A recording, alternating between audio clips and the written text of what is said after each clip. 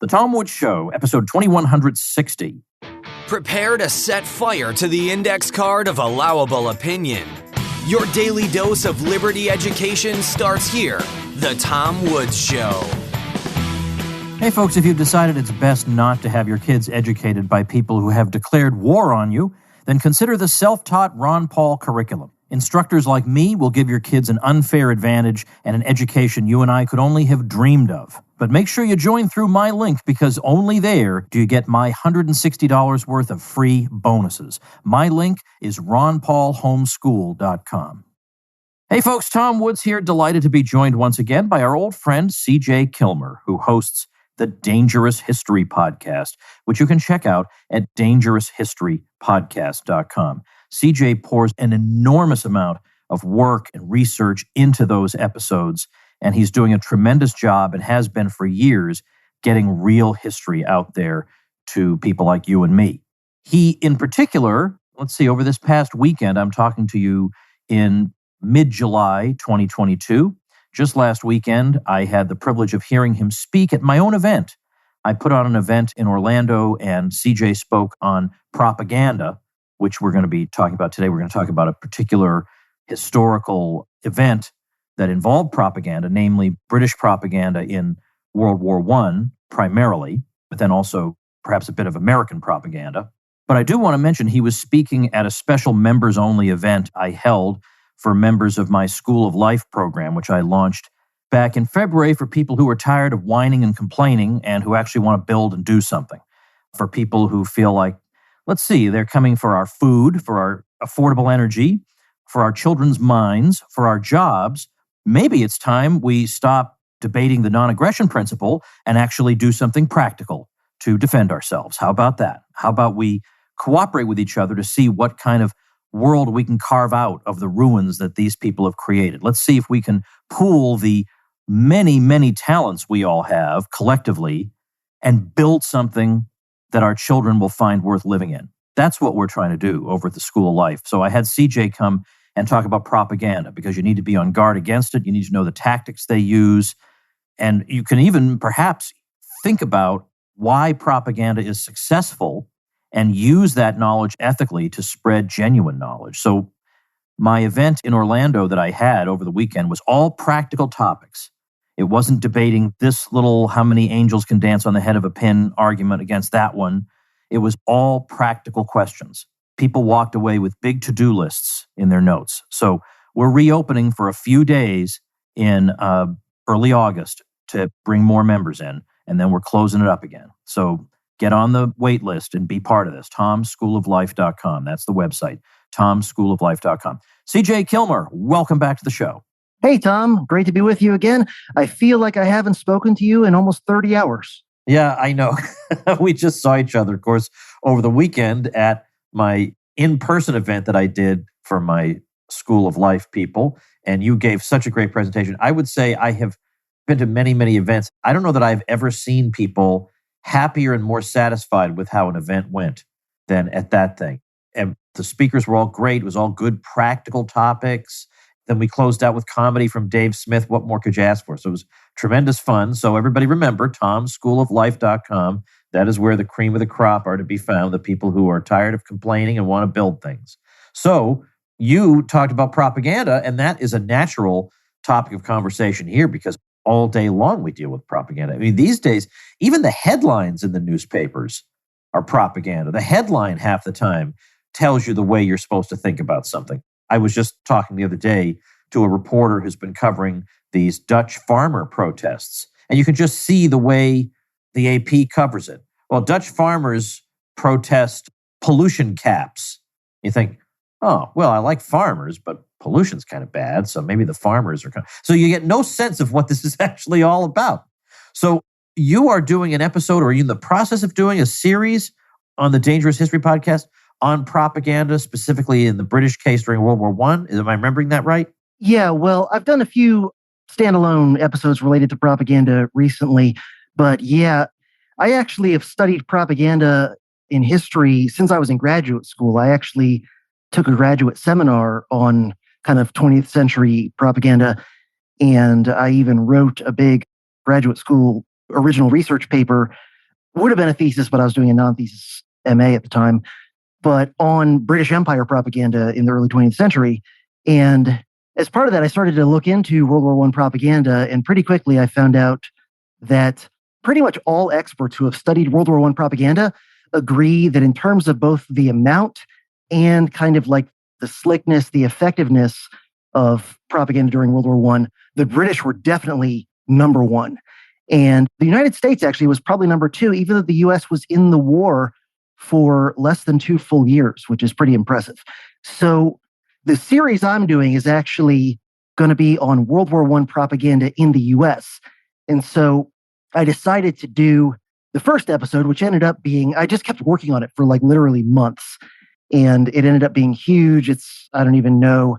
I don't have it quite finished yet. I've recorded everything. I don't have it quite all edited out yet. But it's going to be, I would guess, somewhere in the neighborhood of 4 hours total.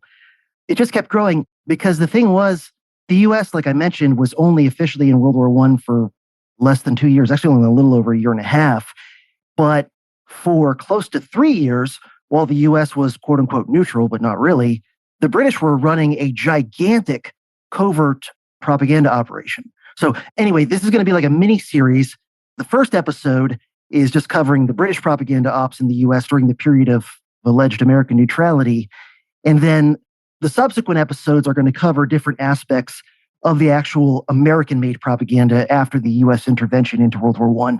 So the way I have it kind of in my head right now is that I'm going to do an episode on the actual propaganda cranked out sort of top down. So meaning all the different types of propaganda cranked out by the notorious Committee on Public Information that Woodrow Wilson set up very shortly after he got his declaration of war. And then I'm going to do another episode on the censorship, kind of the flip side of propaganda, right? Because you want to put out your narrative, but you also want to squash and marginalize and, when possible, silence competing voices, as we know from recent experience. So I'm going to do an episode specifically about that, the various ways in which the Committee on Public Information and other aspects of the government using the Espionage and Sedition Acts that were passed, which included clauses that were interpreted and enforced to criminalize free speech the government didn't like during the war. So I'm going to do a whole episode on that. And then I'm going to do a whole episode on what I'm calling maybe horizontal enforcement or lateral enforcement, as well as horizontal propaganda. So that episode is going to be on the various ways in which private citizens, private corporations, and private organizations also contributed to propaganda and censorship. And actually, some of the most horrific cases of thought policing in the US during World War I were actually carried out not directly by the state. They were carried out by private individuals and associations and things. And then I'm also probably going to do a whole episode on the way that American academia jumped into the propaganda game in World War I.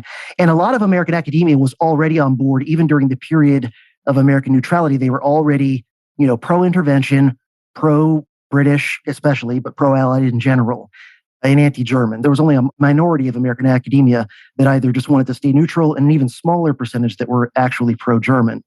So academia, I've got at least one whole book just on the ways that American academia acted as propagandists for World War I. So I might do a whole episode on that because, I'm trying to remember, I think it's Thaddeus Russell who has said a lot in recent years, things to the effect that, like, you can't find a war that America got into or started where academia wasn't a big part of it. Whether you're looking at the two world wars or you're looking at, the Vietnam War, more recent things, supposedly liberal academia are often some of the biggest war hawks around, as we can see in the way they're reacting to the whole Ukraine situation. Yeah, so much for this myth that academics or the left wing or whatever are anti-war necessarily. You find a handful who are hardcore anti-war, but at the time of World War I, as you say, honestly, it's very, very hard to find them. We do have stories of disloyal professors, so-called quote-unquote disloyal professors, getting in trouble in universities. But really, Jane Addams, Randolph Bourne, not very many progressives who were not enthusiastically on board for this. Now, when you say that the British were engaged in covert propaganda operations in the U.S., We know Woodrow Wilson obviously favored the British side even before U.S. intervention. Was he aware of these efforts going on in the country? That is a really good question that after reading just piles of books and articles and, trying to look into as many of the primary sources as I can, I still can't answer that for sure. Yeah, I didn't think so. I suspect that he must have known at least some of what was going on. For sure, actually, the British do a very similar thing, but in a way even bigger during World War II, prior to Pearl Harbor. This is run by a guy named William Stevenson, who had the code name Intrepid. And one of his top subordinates was Ian Fleming, the creator of James Bond.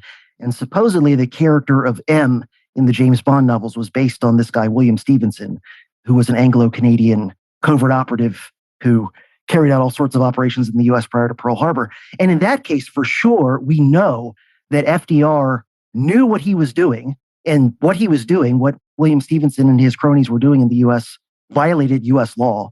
They were doing things they shouldn't have done, intervening into American politics. FDR knew about it. In fact, in that case, J. Edgar Hoover knew about it because, of course, he knew everything about everybody. And I've read that basically J. Edgar Hoover at least had half a mind to maybe go after these British operatives in the U.S. You could imagine, by the way, if FDR found out that there were German operatives carrying out propaganda operations in the U.S. before Pearl Harbor, they probably would have dealt with it very differently. Yes. And basically, FDR in that case ordered Hoover to stand down and look the other way and allow the British to continue operating, which when I've brought this up with my students in class in recent years, I've pointed out, like, what FDR did in knowingly allowing the British to operate in contravention of U.S. law covertly in the U.S., like, that far surpasses even the most outlandish, accusations about Trump being an agent of the Kremlin or whatever. Yeah. Like, here we have a case of a president, like, actually, for sure, deliberately colluding with a foreign power in contravention of U.S. laws at the time. And then he gets placed on a pedestal as one of the greatest presidents of all time, which is really kind of interesting. So anyway, long story short, in the case of World War II, for sure, FDR knew a lot of what the British were doing and deliberately looked the other way. I can't say for sure. I haven't found like a smoking gun, document or whatever for Wilson. I suspect that he knew at least some of what was going on. One thing that's very interesting and that looks kind of circumstantial to me is the head of British propaganda in the US, the guy really running it, was a British nobleman who actually was originally from Canada, who had traveled extensively in the US throughout his lifetime, had even lived in the US for a number of years, and so knew America very well. His name was Sir Gilbert Parker. And he was nominally, in terms of like his, overt story, he was nominally some sort of employee of the UK government working in the US. And the fact that he was the head of propaganda operations, that was secret at the time. But interestingly, Sir Gilbert Parker and some of the other guys that were high up in the propaganda operation in the US, they pretty quickly became very friendly with Colonel House, Wilson's right-hand guy at the time. And I think it was shortly after the US finally intervened, Sir Gilbert Parker resigned from his job because he was basically like, mission accomplished. I got the US into the war. And then he went on some sort of like a vacation with Colonel House and President Wilson. So to me, can I say 100% for sure that Woodrow Wilson knew all of what Gilbert Parker had been up to the last 3 years? No, but I have a hard time believing that Wilson, was completely clueless. Yeah. I mean, that's pretty darn suggestive. What was the nature of the propaganda being spread before the U.S. involvement? Was it mostly the Belgian atrocities? That was probably one of the biggest recurring themes. And, most, if not all, of the atrocity stories that they covered were either completely fabricated or, at the very least, were grossly exaggerated. That was a big thing. And one of the things that the British did, which made their propaganda so much more effective than the little amount of propaganda the Germans were trying to do at the same time in the US, one of the things that made them more effective was that the British propagandists were constantly looking at kind of market research and feedback as best they could, trying to gauge American opinion and figure out, what of their propaganda is working and what isn't. And pretty quickly, they figured out that the atrocity stories were really, resonating with Americans. Because if you think about it, you've got to convince Americans, you've got to convince some Kansas farm boy that, jumping into a war in Europe, thousands of miles away, they tried, it was kind of hard. They could only do so much to convince Americans that Germany was like a genuine threat in the short term to the US. I mean, some people kind of bought that, but that was a bit of a harder sell.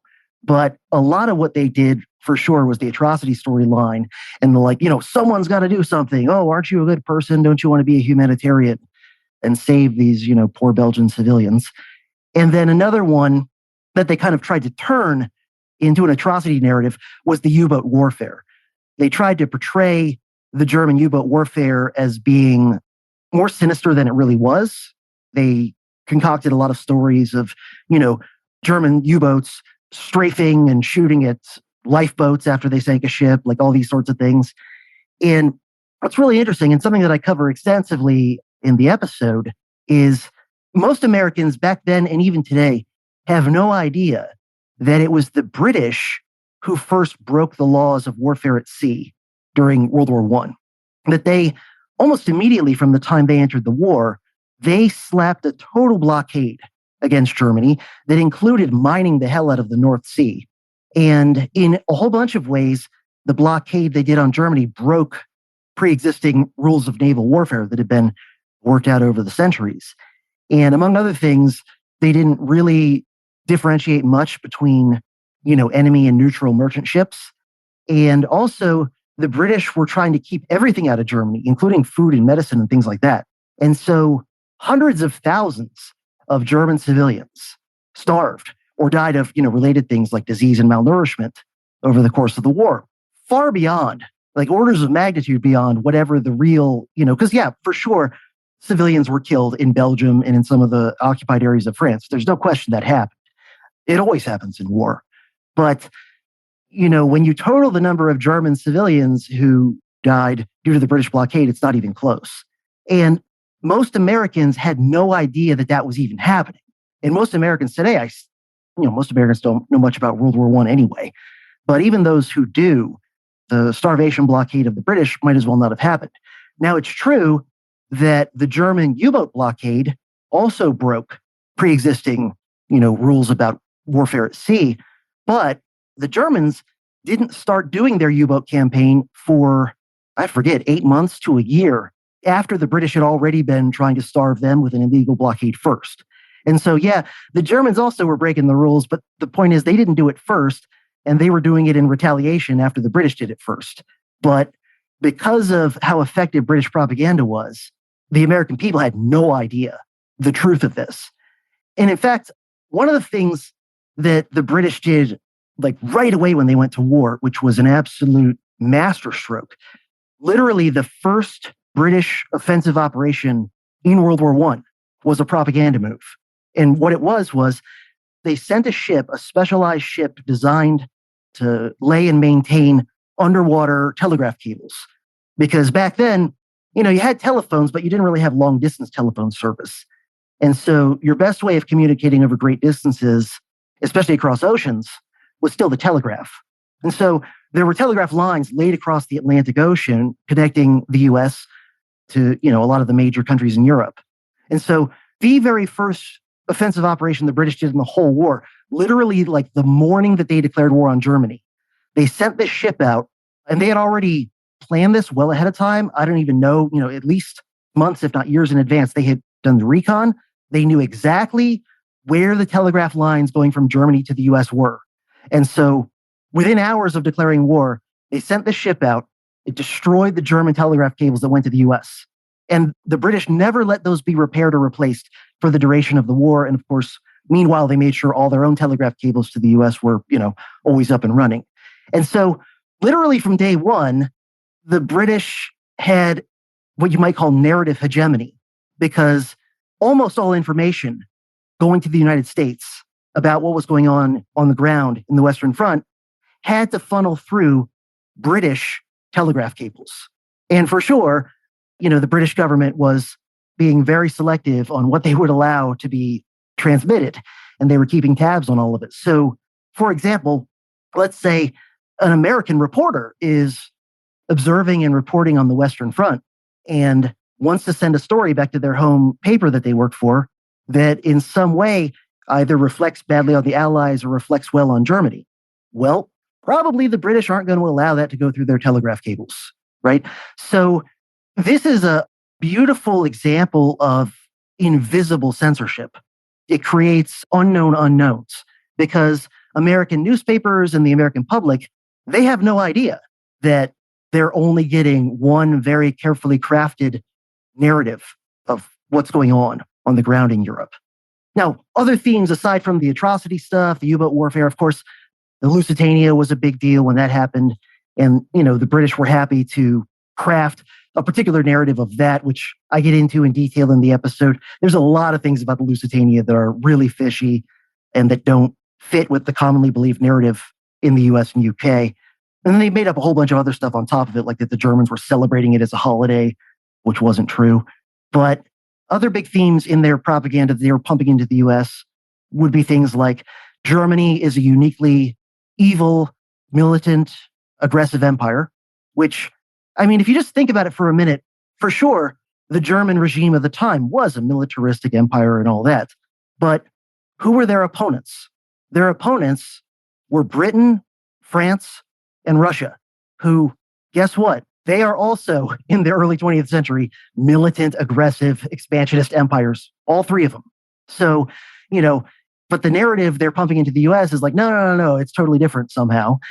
And another big one that they harped on a lot was the Kaiser is this uniquely evil, sinister character, which not long after the war, lots of British leaders started publicly admitting, like, yeah, actually, he's just kind of a typical, run-of-the-mill European head of state of the time. Right. Everything you could say bad about him, you could also say about the Tsar of Russia and various leaders in Britain and France, So that was another big thing. And then another one that they harped on a lot was Germany bears sole responsibility for starting the war. And, that's completely ridiculous to anybody who studies where World War I really came from and how it started. But people just get that pumped relentlessly into their head for 3-4 years, and competing takes on it are largely, silenced or marginalized. And this, of course, lays the groundwork for how ridiculously unfair and punitive the Treaty of Versailles ended up being. And then that in turn, lots of people with fancier credentials than me, but I agree with them on this, would agree that basically the single biggest factor in causing World War II, at least the European parts of World War II, the single biggest factor is for sure how ridiculously unfair the Treaty of Versailles was. Like, if you were trying to set it up so that in a few years Germany would be spoiling for revenge and whatever, you couldn't have done much better than they did at the Treaty of Versailles. So those are some of the main themes that they harped on. Isn't it interesting that after all that propaganda, they still had to use a military draft to get enough people to do it. They still had to have people on street corners spouting regime-approved talking points. They had to do every bit of this propaganda, even to get conscripts to do it. It did not result in a massive outpouring of volunteers. Yeah, and there's actually sort of parallel to this. I'm still working on I've actually been working on it for a few years now at this point, a long, super detailed, many episode series on the life and career of Woodrow Wilson. And obviously closely related to this World War I propaganda miniseries that I'm doing as well. And on that series, I haven't yet got to where World War I breaks out and Wilson does his, phony hokey pokey dance pretending he's neutral, he's really not, and then eventually gets into the war. But when I get to when he does get the U.S. fully into the war, he actually asked for a military draft in his initial speech asking for a declaration of war. Like, he already was asking for the draft even before day one. And he also has a request in his speech that's mostly about, wanting to declare war, where he requests Congress to pass laws to basically crack down on free speech and those sorts of things, like from the very beginning. And the exact line he says in the speech, he says something like, if there will be disloyalty, it shall be dealt with very harshly. Something like that. That's not the exact words, but something very close to that effect. So he gets them to pass those laws, the Espionage Act in 1917, the Sedition Act in 1918, to criminalize free speech and all that stuff. Free speech the government doesn't like. And then he also, like almost immediately after he gets the declaration of war, he gets an act passed for conscription, the Selective Service Act of 1917. And I want to say a month or two later, he issues a proclamation on the day. He's setting the deadline for when American men of a certain age have to register for the draft. And it's this proclamation, and I have a copy of it somewhere, and I'm going to read a bunch of it word for word when I get to that episode in the Wilson series. But he actually says in his proclamation announcing that the draft, registration deadline is approaching, he says his words, "This is not a draft of the unwilling." He actually says that. Like, this is intense gaslighting. This is like someone punching you in the face while saying, "I am not punching you in the face." He says, "This is not a draft of the unwilling." To which my answer, if I was a military-aged male at the time, would be, great, then I don't have to go then. If it's not a draft of the unwilling, I'm unwilling, so I guess I'll sit at home then. And he goes on to say something like, "It is selecting from the nation which has volunteered en masse." So in other words, in his, progressive democracy religion, his interpretation in Wilson's case, he might have actually believed this nonsense because he was such a believer in all this.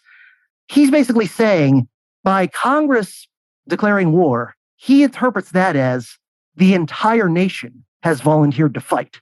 And that all the Selective Service Act is doing is just picking from among the entire nation who have all volunteered, unanimously en masse in his fantasy. All the Selective Service Act is doing is simply picking from those who are, best qualified to go over there and fight. I mean, it's just insane. When you hear his actual words, it's gaslighting.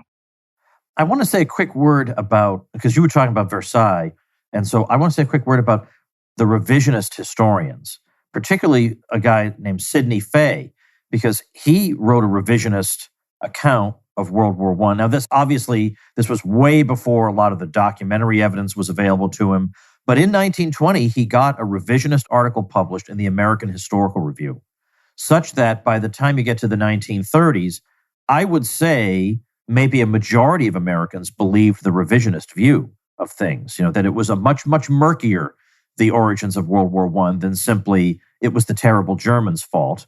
And then, of course, the implication of the revisionist historians was best to just stay out of these European conflicts. So that's interesting. I mean, it'd be interesting to see if we could get revisionist takes on other major episodes to become the somewhat conventional wisdom. I hope COVID goes down that road, that's for sure. Yeah, given the fact that so many American academics were war propagandists during the war itself, it's amazing how many of them quickly at least backtrack somewhat off of that.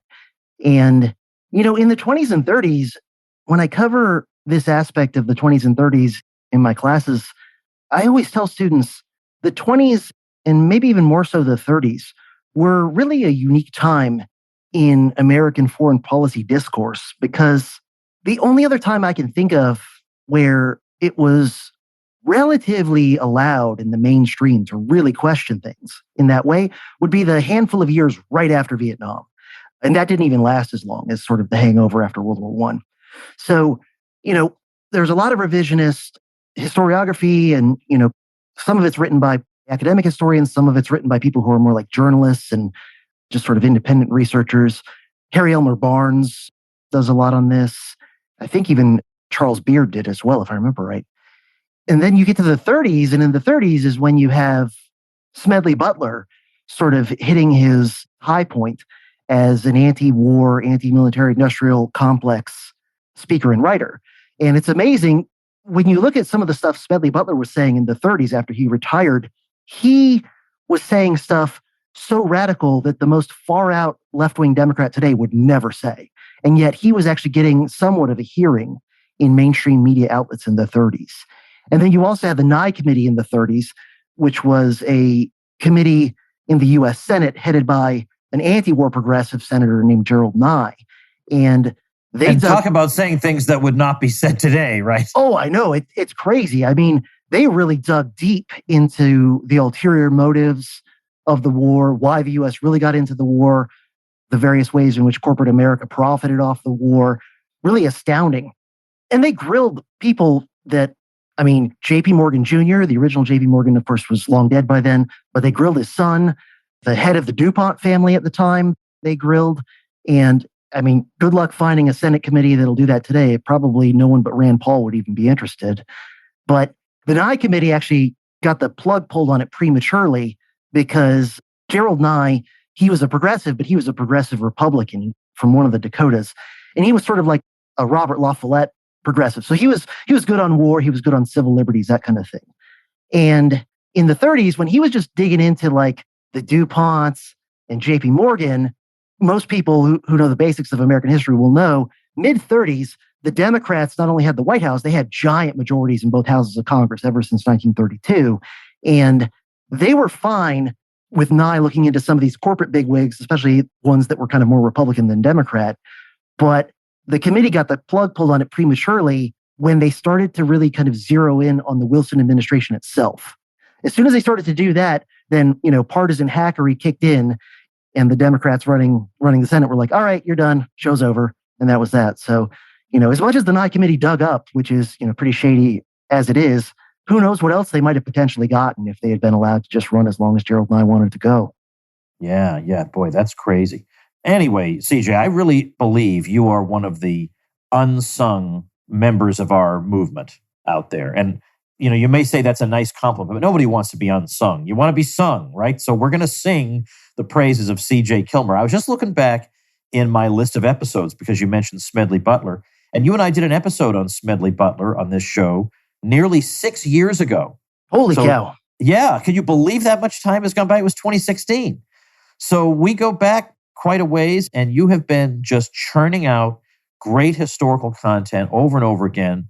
And I want people to interact with you and get to know you and your material more. So, of course, the podcast is the Dangerous History Podcast. So you can find that on all the podcatchers you use or at dangeroushistorypodcast.com. But there's one other thing you want to promote, so I want to give you a chance to do that. Sure. And thanks for the kind words, and thanks for giving me the opportunity to kind of pitch myself and what I want to try to do to all of your listeners. And I think, anybody who listens to Tom Woods' show will definitely appreciate the content I do. I do some shorter episodes. I do the occasional interview with somebody else, but I do a lot of the long solo kind of deep dive, like Dan Carlin, but with Murray Rothbard as sort of the, ideological viewpoint for the most part. And here's the thing, for people who don't know about me, I've been teaching college history now for, I think, 15 years. And so that's, my full-time job most of the year, other than I get a couple months off in the summer. And so I started the Dangerous History Podcast 8 years ago, almost exactly 8 years ago. It was actually in the summer of 2014. So I've been doing it that long. And I've tried to, continuously improve as much as I can as I've gone along, get better audio, get better at, it's sort of a different sort of a way of speaking when you're doing a long solo podcast. I had to kind of get used to that too. And I really, when I started, I was already kind of, a little bit dissatisfied with my day job in various ways. And that has only increased over the last 8 years. And of course, once the COVID era hit, it increased tremendously. And I want to do more Dangerous History, and I want to do other things too. I've got other projects I've had in mind that I haven't been able to do. And the problem is, I've been in kind of a catch-22. The Dangerous History Podcast has only been able to be a side hustle for me. Now, for what it is, it's been pretty successful. Like I make some decent, side money and everything like that off the Dangerous History Podcast. But I haven't yet been able to get it quite to the point where I can step away from the day job and just do not just Dangerous History Podcast, but other things, content creation and so forth, independent full time. I haven't been able to do it. And it's been a catch-22 because I know that probably the biggest reason I haven't been able to quite get to where I can leave the day job is that I haven't put out, huge amounts of episodes. Sometimes I can't put out more than one episode a month. But you put so much work into these episodes. People should understand. It's not like you and me chit-chatting. This requires no prep on my part. I just go with my existing knowledge and I talk to you. You're like Dan Carlin, I think. Yeah, for sure. Especially the longer episodes. I hope I'm up to Dan Carlin's quality. That'd be great. But, he's sort of the gold standard when it comes to long historical narratives. But yeah, I mean, definitely just in terms of depth and length, like I mentioned near the start, my episode on British propaganda in the US during World War I, probably going to run at least 4 hours. And I've been recording segments for that since May. And I was reading and researching and putting notes together for months before that. So to do this one episode, it's been, I don't even know, 6 months in the making. Now, I do shorter things that don't require as much research from time to time just to fill it out. But yeah, the reason I can't make quite enough dough to leave the day job is that I can't put out more content.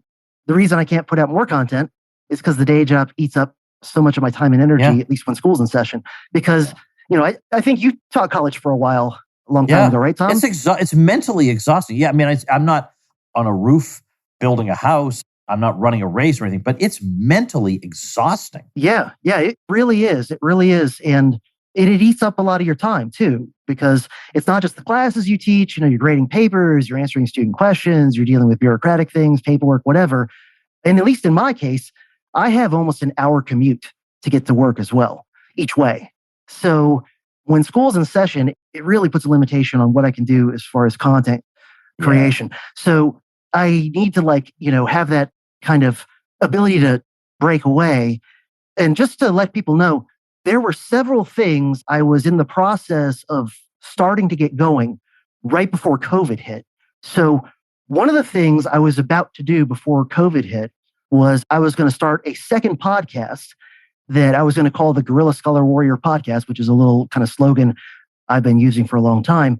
And that one was going to be not about history at all. That was going to be about things like self-improvement and self-reliance and even things like self-defense and those sorts of things. A lot of stuff that, dovetails nicely with the Tom School of Life stuff, really.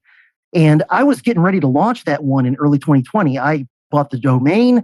I commissioned the cover art for it. I started putting together notes for a few episodes, and I even recorded the first episode. And then COVID hit. And when COVID hit, the amount of hours I had to spend into my day job, because classes went all online for a while. And that was an insanely time-consuming and exhausting thing to deal with, all of my classes suddenly being online. And most of them were classes I had never taught online before, so I didn't have any material to use. I had to build the class as I went. And so I was making the same amount of money from the day job, but I was literally working probably twice as many hours to do it. So I basically just put the second podcast on hiatus, on suspension. I never launched it. I never published that first episode and put the podcast feed up. And then another thing I was starting to do around the end of 2019, beginning of 2020, I was starting to put together, I was calling it Dangerous History Lyceum instead of Academy, because everybody uses Academy. And I was going to start putting together audio courses. And I started to work on my first one, which I was going to call Rise of the American Empire. And I did an intro episode, and I did my first real kind of course lecture on it about how the United States got Trans-Appalachia in the Treaty of Paris at the end of the Revolutionary War. That was where I kind of started the story. And again, I got 2 lectures in that done, and then COVID hit. And once COVID hit, then it was all I could do to occasionally put out a regular Dangerous History podcast episode, let alone, no way I could also be doing a second podcast and be continuing to work on this course, which I was, offering to people who support my show. So those are just a couple of things that I would love to get started or restarted. But again, I can't do that if I don't have the ability to step away from my day job. So what I came up with, and I'm kicking myself and feeling like an idiot that I didn't think of this a long time ago. But what I realized just in the last few weeks or so was maybe the best way for me to be able to step away is a one-time, all hands on deck crowdfunding campaign. So, because I know if I step away from the day job, not only do I lose my salary, which I don't get paid great, but it's something. And in many ways, more importantly to me, keeping me at the day job all these years are my benefits. I've got a wife and 2 kids. And for the last 14, 15 years, we've been getting health insurance, dental insurance, everything else like that through my job. And obviously, if I step away from that job, it's not just the net salary paycheck I lose. It's all of that. And, my wife has a job. She would be able to get health insurance and dental. We would be able to get it for our family through her job. But unfortunately, where she works, all that stuff costs a lot more money. So we'll take a much bigger bite out of her paycheck than it would out of mine working at the college. So that's why I finally realized, maybe my only chance to get out of the catch-22 of being kind of trapped in this situation is to have a one-time crowdfunding thing where I can put together kind of a little nest egg, because I know that if and when I step away from the day job, I will be able to ramp up my output on all fronts. But there's going to be a lag time of at least several months. And, I can't predict for sure how long, but there's going to be a lag time between when I step away from the day job and start to ramp up my output, and then when that starts to pay me in terms of, more income to make up for the fact that I will be getting benefits, healthcare and stuff through my wife's job, which costs more. So anyway, that's the predicament I'm in, that I'm hoping that crowdfunding might be the solution to. And unfortunately, because I didn't think of it until, about halfway through the summer, I don't have that long to make this happen if it's going to happen. In order to give my job 2 weeks notice that I'm not coming back, I would have to get the crowdfunding done in about 3 weeks, to be honest with you.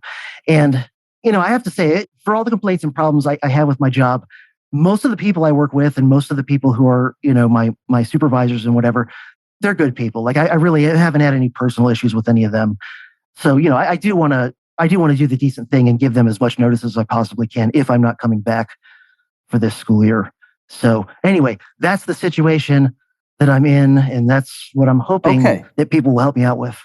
All right. Well, if you'd like CJ to be able to teach way, way, way, way more people than just the people who just by happenstance are sitting in his classroom, then I set up a redirect link where you can go and help him out. So that's tomwoods.com/CJ, just those two letters, CJ. So tomwoods.com/CJ. Let's see what we can do to help out one of our, as I say, one of the unsung members of this libertarian community of ours, but who's been doing an awful lot of work quietly, kind of behind the scenes.